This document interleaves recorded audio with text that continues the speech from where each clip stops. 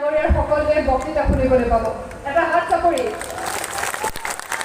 এয়া আপোনালোকৰ মাজত সকলোৰে মৰমৰ তথা লোকসভা ডিব্ৰুগড় লোকসভা সমষ্টি নিৰ্বাচিত মনোনীত প্ৰাৰ্থী লুৰিণজ্যোতি গগৈ ডাঙৰীয়া।